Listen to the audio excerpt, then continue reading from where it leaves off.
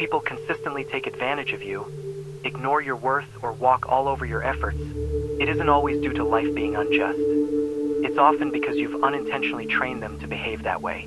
The issue isn't your kindness. It's your lack of clearly enforced limits. Long before modern self-development, Machiavelli grasped this truth deeply. He understood that power wasn't just in battles or governance, it was in presence. In the invisible signals you emit, the boundaries you set without a word, and the access you quietly refuse.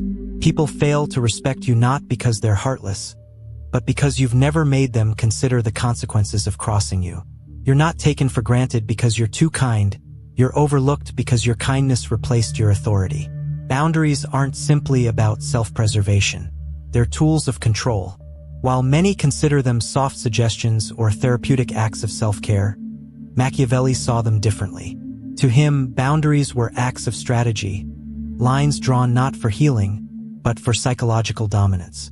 They define where you end and others must stop. He implied that the wise don't let others dictate their identity. If others shape how you're treated, you become nothing more than a pawn. Every time you let a line be crossed without pushback, you're silently proclaiming, "You're in charge here, not me." Boundaries should never be taken as mere preferences. They're ultimatums made manifest. They declare, "Go no further, or something valuable will be lost." People learn quickly how to treat you, and their behavior is shaped by the structure you enforce, not by your good intentions. You can offer empathy, but if it lacks backbone, it will be devoured. Think of the friend who calls only when they need a favor, the colleague who piles their workload onto you, or the partner who manipulates you into silence. These aren't isolated incidents, they're trained patterns. And the trainer was you.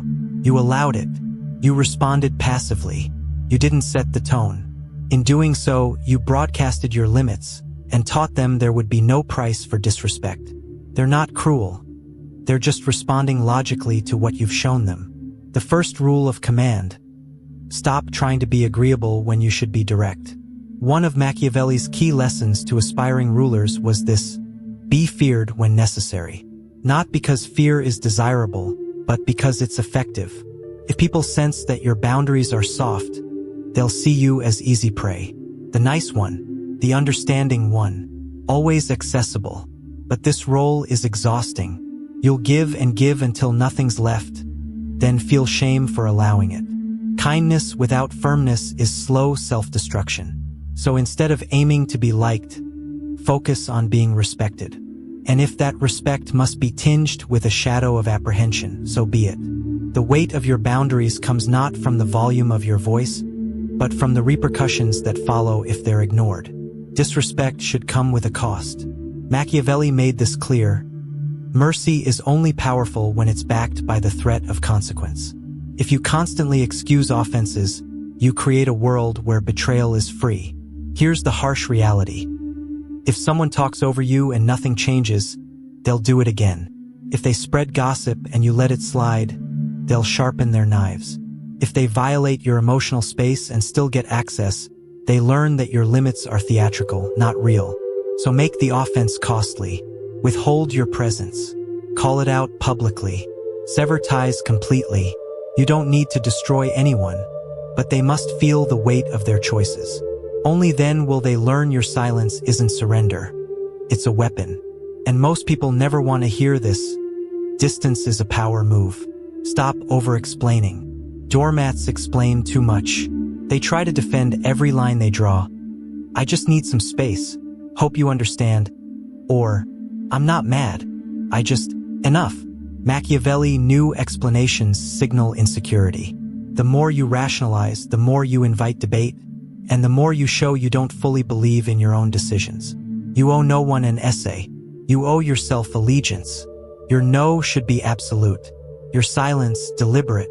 Your withdrawal final. Because silence teaches more than 100 explanations ever could.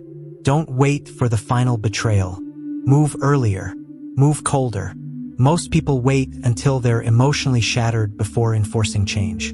But a wise leader acts before the storm hits, before bitterness festers, before trust collapses. If something feels off, step back early. If someone drains you, cut ties quickly. If a pattern repeats, Don't wait to learn the same lesson twice. Don't get trapped in wishful thinking with someone who profits from your lack of boundaries. The moment your peace starts slipping, when your head fills with racing thoughts and your value feels under siege, withdraw. Not with theatrics. Quietly, cleanly, like drawing a sword from its sheath.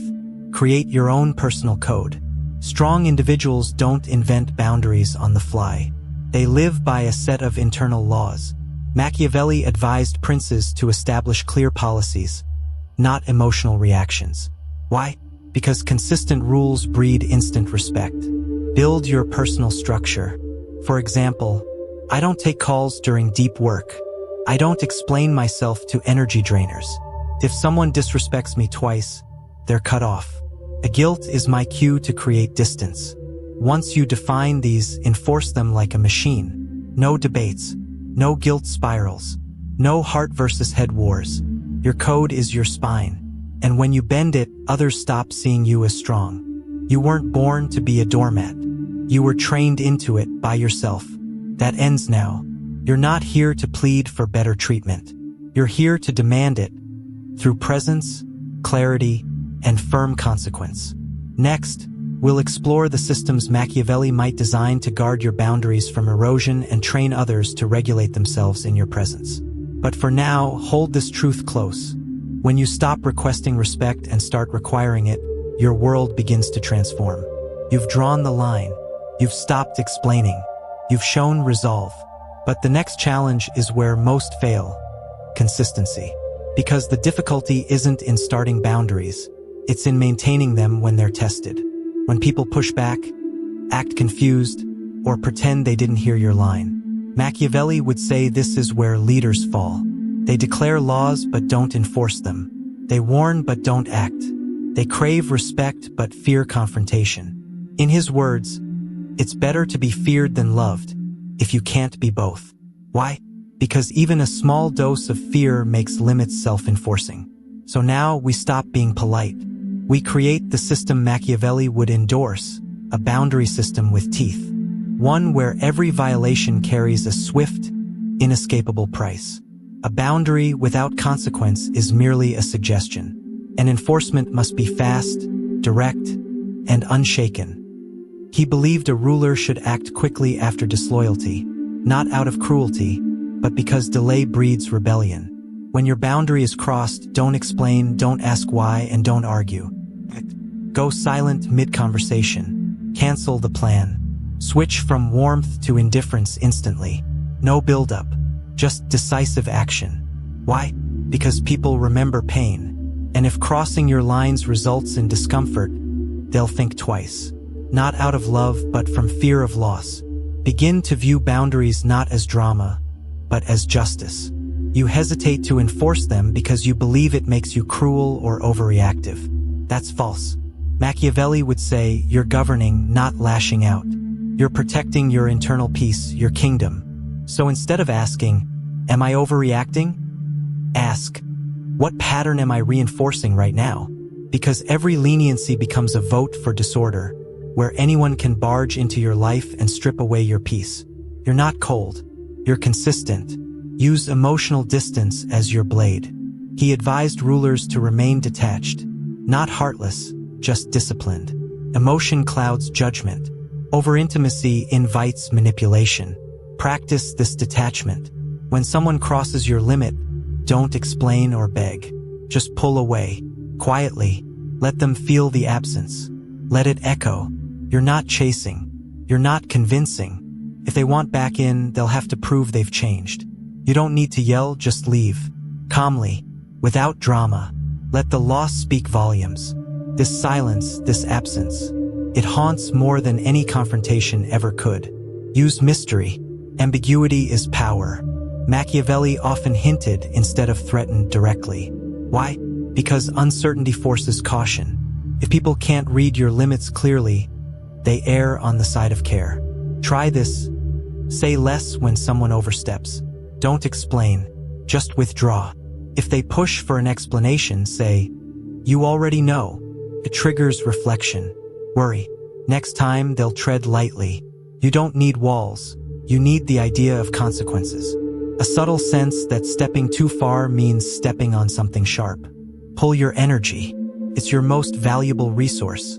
Don't shout, don't complain, don't make passive posts. Just cut the power. Remove your attention, affection, curiosity. Become vacant. That silence will roar. A person who disappears without warning inspires more fear than one who begs. Make people earn your presence. One of Machiavelli's darker truths.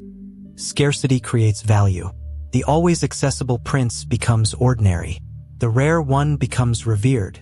So ask, who gets you for free? Who drains you without reciprocation? Flip the script. Make kindness something people earn, not something you offer by default. Your compassion should be earned, not expected. The moment it's seen as unlimited, it's exploited. You're building more than self-respect. You're building command, the kind of authority that shifts power dynamics, ends manipulation, and forces people to pause before speaking to you, not out of fear of punishment, but out of uncertainty about what you might do. Stay tuned.